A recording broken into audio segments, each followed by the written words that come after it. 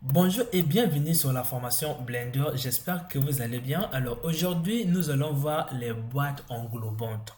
Les boîtes englobantes vont nous servir à délimiter les effets, par exemple, de dire que on veut que lorsqu'on va faire les géométries notes, qu'on puisse pas réagir avec la forme de l'objet. En fait, les objets qui seront ailleurs ne puissent pas réagir directement avec mon objet.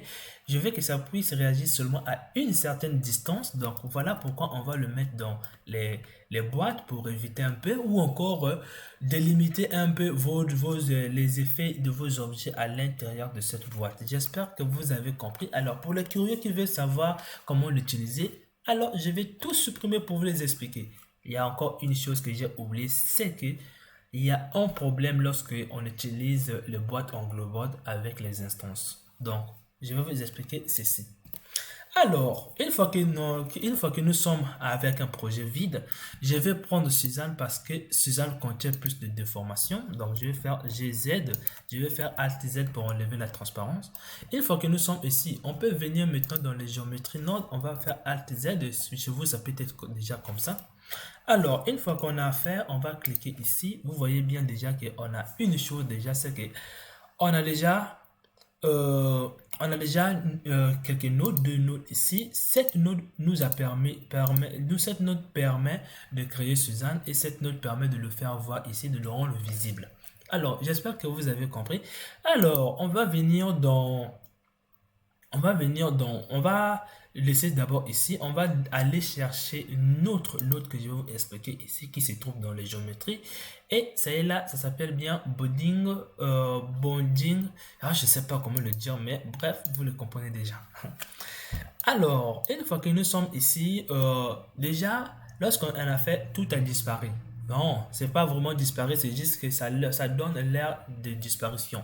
Bref, nous allons venir ici et là, on voit rien. Mais si par exemple on passe en mode edit et on active la transparence ici, et là on voit bien ce que Suzanne est à l'intérieur de cette boîte. Maintenant, nous pouvons venir ici, voir bien que donc, je vais faire A. Vous voyez bien que la boîte englobe vraiment Suzanne bien précisément sur ses bordures, comme vous le voyez ici. Bien précisément sur ses bordures. J'espère que vous le voyez. Donc, les oreilles, c'est ce qui a fait que la boîte puisse avoir cette longueur. Et vous voyez bien la hauteur de la tête de Suzanne, ce qui a fait que ça puisse avoir cette hauteur. J'espère que vous avez compris ceci. Alors, on va quitter ici. J'espère que vous avez compris ici. Alors, on a deux types de boîtes toujours dans Blender. On a la boîte qui peut se déformer en fonction de la déformation d'un objet. Mais cette boîte ne se déforme pas, ça prend juste la forme de l'objet. J'espère que vous l'avez compris. Alors, on va maintenant venir dans les géométries nodes. On va maintenant changer l'objet pour vous expliquer maintenant les inconvénients de ce que ça donne. Maintenant, avant d'aller un peu plus loin, bon, je vais aller directement. Je vais supprimer.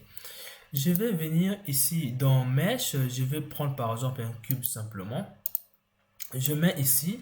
Alors, un cube, en fait, une boîte qui a la forme d'un cube, qui englobe encore un cube, et ça sera la même chose. Donc, nous, on va créer des sphères sur chaque côté de notre cube qui est là. Donc, pour cela, vous devriez indiquer à Blender qu'on veut créer une forme. Donc, pour indiquer qu'on veut créer une forme, on va venir prendre instance. Donc, instance veut dire on indique à Blender qu'on veut créer une forme.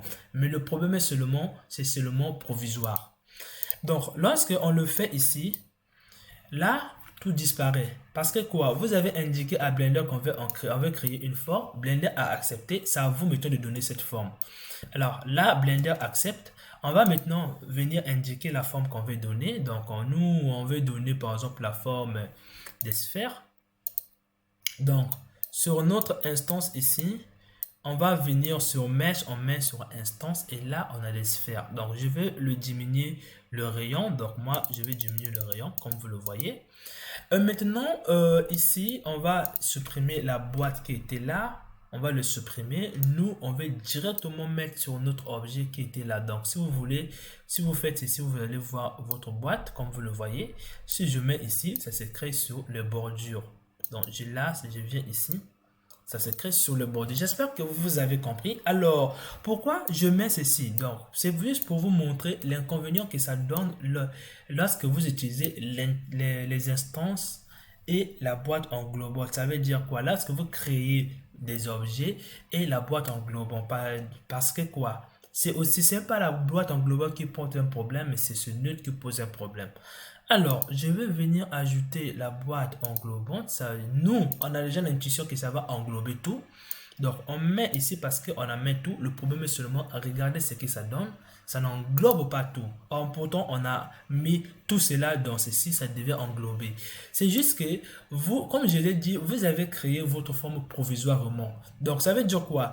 Toutes les modifications que vous allez faire dans tous ces nœuds ici, ça va s'impacter seulement sur les instances.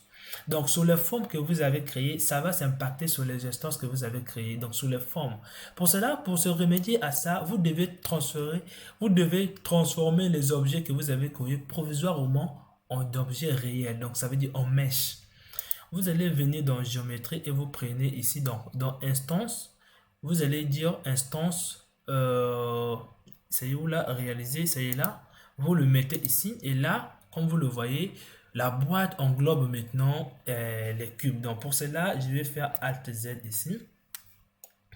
Je vais faire Alt Z ici. Et là, on ne voit pas cela, mais parce que c'est invisible. Vous voyez bien que c'est ce node qui permet de faire voir les choses. Donc pour le faire voir ici, on doit indiquer la forme là dans ce node ici. Donc pour cela, vous allez venir ici.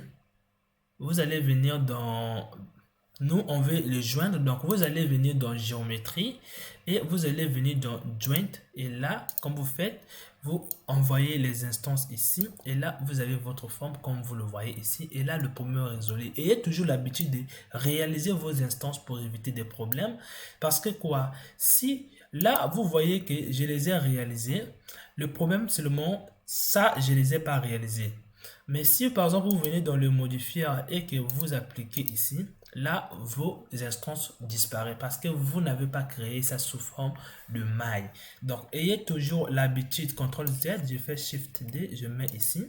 Et là je viens ici, j'applique et là ça reste. J'espère que vous l'avez vu. Alors on se retrouve à la prochaine vidéo auquel je vais vous expliquer la boîte qui peut se déformer maintenant en fonction de la déformation d'un objet.